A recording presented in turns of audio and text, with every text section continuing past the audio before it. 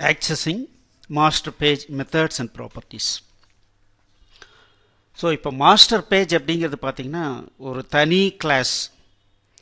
So எப்படி தனி கிளாஸ்ன்னு சொல்கிறோம் அப்படின்னா, ஸோ இங்கே ஒரு முக்கியமான கான்செப்ட் இருக்குது. ஸோ ஒவ்வொரு நம்மளுடைய பேஜும் பார்த்தீங்க அப்படின்னா ஒரு கிளாஸ் தான். இந்த கிளாஸ் நேமை தான் நம்ம இங்கே என்ன பண்ணுறோன்னா கொடுக்குறோம். இதனுடைய கோட் ஃபைல் என்ன நேமில் இருக்குது, இங்கே பாருங்கள், இது கோட் ஃபைல். இந்த கோட் ஃபைல் என்ன நேமில் இருக்குது, அது என்ன இன்ஹெரிட் பண்ணுது. இன்ஹெரிட் அப்படின்னா என்ன அர்த்தம்னா இந்த கிளாஸ் நேம் தான் இங்கே கொடுக்குறோம். ஸோ இது ரெண்டையும் பேஸ் பண்ணி தான் இந்த ரெண்டு ஃபைலையும் லிங்க் பண்ணியிருக்கேன். இது பாருங்கள், நார்மலாக இது வந்து டிஸ்பிளே ஆகாது. இது டிஸ்பிளே பண்ணணுன்னா இந்த ஐக்கானை கிளிக் பண்ணணுன்னா இங்கே வந்து டிஸ்பிளே ஆகும். ஸோ இதை கிளிக் பண்ணி நம்ம வந்து வியூ பண்ண முடியும். ஸோ ஒவ்வொன்றும் ஒரு தனி கிளாஸ் ஃபைல். அப்போது இது தனி கிளாஸ் ஃபைல். நான் இது பார்த்தீங்கன்னா எகெயின் இது பாருங்கள், இது எங்கே இருக்குது, இன்ஹெரிட்ஸு சர்வீசஸ் இருக்குது. ஸோ இது ஒரு தனி கிளாஸ் ஃபைல். அப்போது இது ரெண்டுக்குள்ளாரையும் எப்படி கம்யூனிகேஷன் நடக்கும். ஸோ கம்யூனிகேஷன் சில டைமில் நடக்க வேண்டியிருக்கலாம். ஸோ ஒரு எக்ஸாம்பிள் பார்த்தீங்க அப்படின்னா, இப்போ நான் உங்களுக்கு இது ரன் பண்ணி காட்டுறேன். நான் ஒரு சின்ன வேலை பண்ணியிருக்கேன், அது உங்களுக்கு ரன் பண்ணி காட்டுறேன். அது எப்படி பண்ணியிருக்கேன் அப்படின்றத சொல்கிறேன். ஸோ இப்போ பாருங்களேன், ஒரு ஷோ எரர் மெசேஜ், ஏதோ ஒரு என்ட்ரி ஸ்க்ரீன் இருக்குது. அந்த என்ட்ரி ஸ்க்ரீனில் வந்து சேவ்னு ஃபைனலாக கிளிக் பண்ணும்போது ஒரு எரர் வருது. அந்த எரர் மெசேஜை யூசருக்கு டிஸ்பிளே பண்ணணும். எங்கே டிஸ்பிளே பண்ணுறது, இங்கே கீழே டிஸ்பிளே பண்ணால் எனக்கு வந்து இடம் பத்தாது, ஒரு ஸ்க்ரால் பண்ணி பார்க்குற மாதிரி இருக்கும். அதுக்கு பதிலாக எரர் இருக்குன்றதை நம்ம இண்டிகேட் பண்ணணும் ஃபஸ்ட்டு. அதுக்காக என்ன பண்ணணும், டாப் ஏரியாவை நம்ம யூஸ் பண்ணலாம். இந்த டாப் ஏரியா நார்மலாக டிஸ்பிளே ஆகக்கூடாது, இந்த எரர் வரும்போது மட்டும்தான் டிஸ்பிளே ஆகும். ஸோ அப்போ என்ன பண்ணியிருக்கேன், அதுக்காக இப்போ ரெண்டு மெசேஜ் சும்மா எரர் அண்ட் ஷோ மெசேஜ்ன்ற மாதிரி கொடுத்துருக்கேன். இப்போ என்ன ஆகுதுன்னு பாருங்கள். ஸோ இது ஷோ எரர்னு கொடுக்கும்போது இந்த இடத்துல என்ன ஆகுது, எரர் அக்கர்ன்னு ஒரு மெசேஜ் வருது. இங்கே கொடுக்குறேன், இங்கே பாருங்கள், சக்ஸஸ்ஃபுல்லி கம்ப்ளீட்டுன்னு வருது. ஸோ இந்த மெசேஜை எங்கே டிஸ்பிளே பண்ணுறோம், என்ன பொசிஷன் பண்ணுறோங்கிறதுலாம் அது டிஃப்ரெண்ட்டு. அது வந்து ஒரு க்ரியேட்டிவ் டிசைனர்னுடைய ஒர்க்கு. பட் நம்மளுடைய வேலை என்னென்னா, எப்படி இந்த சர்வீசஸ் டாட் ஏஎஸ்பிஎக்ஸ் பேஜும் மாஸ்டர் பேஜும் கம்யூனிகேஷன் பண்ணிக்குது, இந்த கண்ட்ரோலை எங்கே பிளேஸ் பண்ணுறோம். ஸோ அப்படிங்கிறது தான் மெயின். இங்கே பாருங்கள், எரர்னா இங்கே டிஸ்பிளே வருது, ஷோன்னா இங்கே வருது. சரிங்களா, இப்போ என்ன ஆகுதுன்னு பார்க்கலாம். ஸோ ஃபஸ்ட்டு என்ன பண்ணியிருக்கோன்னா, மாஸ்டர் பேஜில் இங்கே பாருங்கள், ஒரு டிவ்வை புதுசாக இன்ட்ரடியூஸ் பண்ணியிருக்கேன். மெசேஜ் ஏரியா அப்படிங்கிறத டிஸ்பிளே பண்ணியிருக்கேன். ஸோ திஸ் இஸ் டெஸ்ட்டுன்னு கொடுத்துருக்கேன். பட் இது எல்லா பேஜ்லேயும் எல்லா டைம்லேயும் வரக்கூடாது. அதனால் இதுக்கு ஒரு கோடிங் பண்ணியிருக்கோம். என்ன பண்ணியிருக்கோம், இதனுடைய கோடிங் எடுக்கிறோம். இதனுடைய லோட் ஈவெண்ட்டில் என்ன பண்ணியிருக்கோன்னா ஒரு ப்ரில்லியண்ட்டான வேலை பண்ணியிருக்கோம். இதுவும் ஒரு முக்கியமான விஷயந்தான். ஸோ ஒரு டிவ் இருக்குதுன்னு வச்சுக்கோங்களேன். இப்போ இந்த டிவ் இருக்குது. இந்த டிவ்வை நான் வந்து கோடிங் வழியாக ஆக்சஸ் பண்ணணும்னா நான் என்ன பண்ணலான்னா, ரன் அட் சர்வர்ன்ற அட்ரிபியூட்டை இது கூட ஆட் பண்ணிட்டோன்னு வச்சுக்கோங்களேன். இந்த ஐடியை பேஸ் பண்ணி நான் கோடிங் வழியாக ஆக்சஸ் பண்ணிக்கலாம்.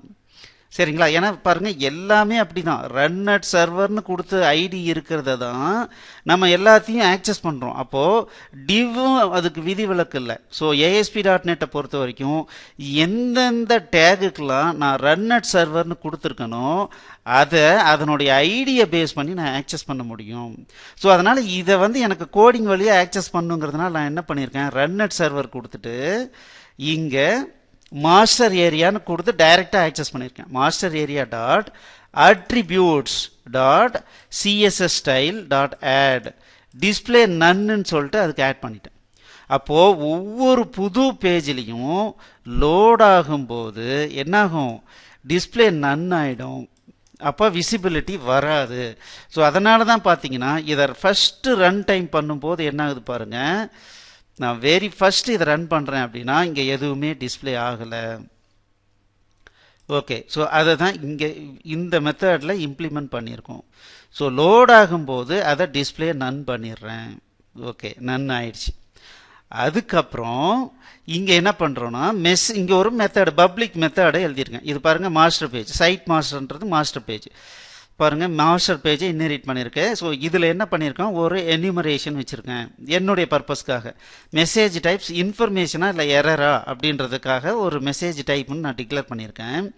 ஸோ இங்கே என்ன பண்ணியிருக்கேன், ஒரு செட் மெசேஜ், ஒரு மெசேஜ் அது என்ன மெசேஜ் டைப்ன்றதை பாஸ் பண்ணுற மாதிரி வச்சுருக்கேன். இதை பப்ளிக்காக வச்சுட்டேன். ஸோ இங்கே என்ன பண்ணியிருக்கேன்னா, மெசேஜ் உள்ளே வந்தவொடனே மெசேஜ் ஏரியா டாட் இன்னர் ஹெச்டிஎம்மில் இந்த மெசேஜை டிஸ்பிளே பண்ணிட்டேன், இதை செட் பண்ணிட்டேன். அதுக்கப்புறம் இந்த மெசேஜ் டைப்பு எரராக இருந்தால் சிஎஸ்எஸ் ஸ்டைலில் என்ன பண்ணுறேன் அப்படின்னா ரெட் ஆட் பண்ணுறேன், அப்படி இல்லைன்னா க்ரீன் ஆட் பண்ணுறேன்.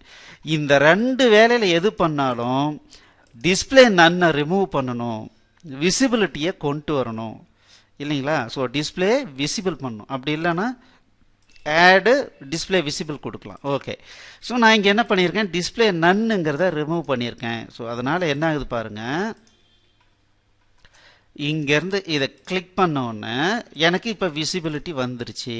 ஓகே, இப்போ அப்போது எனக்கு வேணுங்கிறப்பெல்லாம் நான் இந்த பர்டிகுலர் மெத்தடை கால் பண்ணனா போதும். அதை எப்படி பண்ணியிருக்கேன் அப்படிங்கிறத பார்க்கலாம். இப்போ இந்த சர்வீசஸ்க்கு வரும். இந்த சர்வீசஸில் ரொம்ப சிம்பிள், பேஜ் டாட் மாஸ்டர் அப்படின்னு சொல்லிட்டு ஒரு பில்ட்இன் ப்ராப்பர்ட்டி இருக்குது. ஒவ்வொரு பேஜ்லேயும் பார்த்தீங்கன்னா பேஜ் டாட் மாஸ்டர்னு ஒரு பில்ட்இன் ப்ராப்பர்ட்டி இருக்குது. இது எதை ரெஃபர் பண்ணும் அப்படின்னா மாஸ்டர் பேஜை ரெஃபர் பண்ணும். மாஸ்டர் பேஜ் இருந்தால் மாஸ்டர் பேஜை ரெஃபர் பண்ணும், இல்லைன்னா நல்லுன்னு இருக்கும்.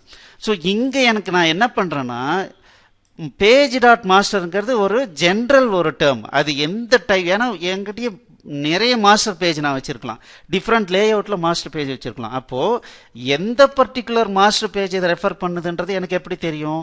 அதுக்காக என்ன பண்ணியிருக்கோம் அப்படின்னா, இதை ஆஸ் சைட் மாஸ்டர் அப்படின்னு சொல்லிட்டு நான் மாற்றிக்கிறேன். அப்போது இதை ஏன்னு வச்சுக்கிட்டு இப்போ ஏ டாட் செட் மெசேஜ்னு கால் பண்ணேன் அப்படின்னா எனக்கு ஆட்டோமேட்டிக்காக வரும். இங்கே பாருங்கள், இதே page dot master dot set message கொடுத்தா வருதா? வரல. அதுக்கு பதிலாக நான் என்ன பண்ணுறேன், இதை சைட் மாஸ்டர்னு கன்வெர்ட் பண்ணி அதுக்கப்புறம் ஏ டாட் செட் மாஸ்டர் பேஜ்னு எடுத்தேன்னா இந்த இடத்துல எரர் ரெக்கார்டு. ஸோ இப்போது பட்டன் எரர் கிளிக் ஈவெண்ட்டில் நான் செட் பண்ணிடுறேன். இதே ஷோ மெசேஜில் என்ன பண்ணுறேன்னா இதையே வேரியண்ட்டாக இங்கே யூஸ் பண்ணியிருக்கேன்.